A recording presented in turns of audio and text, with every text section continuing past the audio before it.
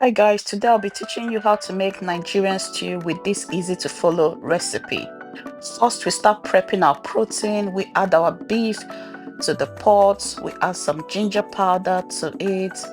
And then we get this mild curry powder. You want to season it very well because it helps to build the flavor profile of your Nigerian stew. Add some paprika to it. I add, if you have smoked paprika, that's also okay. I add my crushed garlic paste to it. All this will make the meat to be delicious and you use that for your stew. You add some mixed seasoning, this jumbo seasoning, I really love it.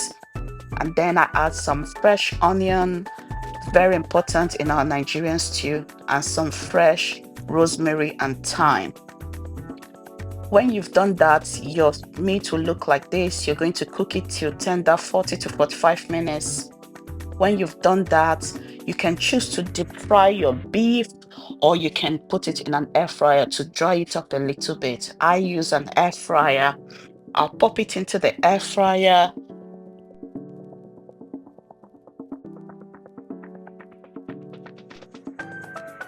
Put it in the air fryer, set it at a temperature of about 160 to 30 minutes, but honestly, it will stay less than that. Mine stayed for about 15 minutes in the air fryer.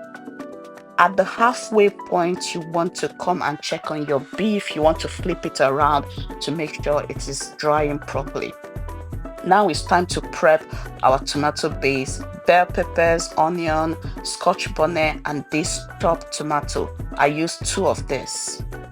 I'll pop all of those in a blender. You don't need to add water because the chopped tomato is a bit of watery consistency, so that will help everything blend properly.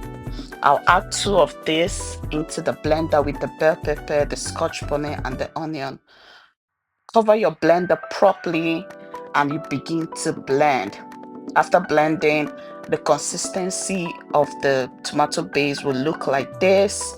And then you grab a pot, preferably a non-stick one, and you pour it into the pot because you're going to put it in the heat to dry this. It's going to look like this in your pot, and then you pop it onto your cooker and begin to dry. After about 5 minutes, tomato will look like this. You need to turn it around to make sure it doesn't burn. After about 30 minutes, it's all dry and ready for your Nigerian stew. Now you're going to heat up some pot. In that heated pot, you're putting your oil into it. You need enough oil for this recipe. In goes your red onions. You're going to pour it in and give it a quick stir.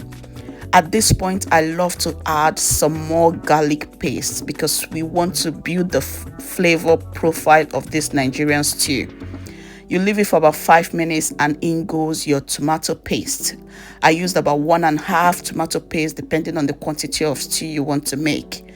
You're going to turn it around, leave it for about 5 minutes to dry. This is tomato paste, so it dries quite quickly. When it's dry for about 5 minutes, now it's time to add in your tomato blend, the one you previously dried. You're going to add it in, and this is when the work begins because you are going to be stirring this every 2 minutes. This is not a time to multitask in your kitchen. You don't want this to burn. You'll have to keep stirring it every 1 to 2 minutes so it doesn't burn. And it's important you leave the pot open so that it helps it to dry faster. So I'll keep stirring it to make sure it's not burning and to make sure they are all drying evenly.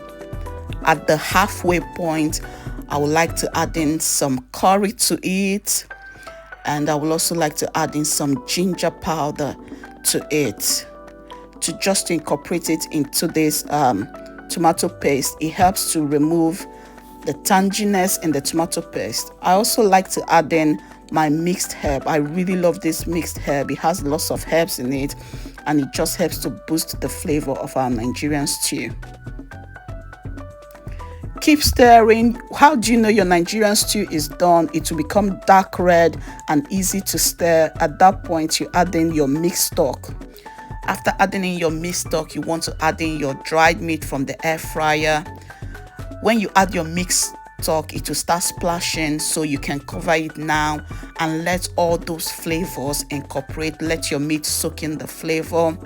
You want to check on your Nigerian stew, give it a quick stir, and it's time to give it a taste. If you think it needs more seasoning like salt or any other seasoning, you can add it. I added a bit more mixed seasoning to it, and I covered it once again to incorporate. Your Nigerian stew is almost done, but here is a twist. I added green bell pepper to it. I see that it just elevates the flavor, it elevates the aroma, and once I do this, I turn off the heat. Your stew is done. Grab a plate and serve it up. You can serve this with rice, potatoes, yam, plantain, anything you want.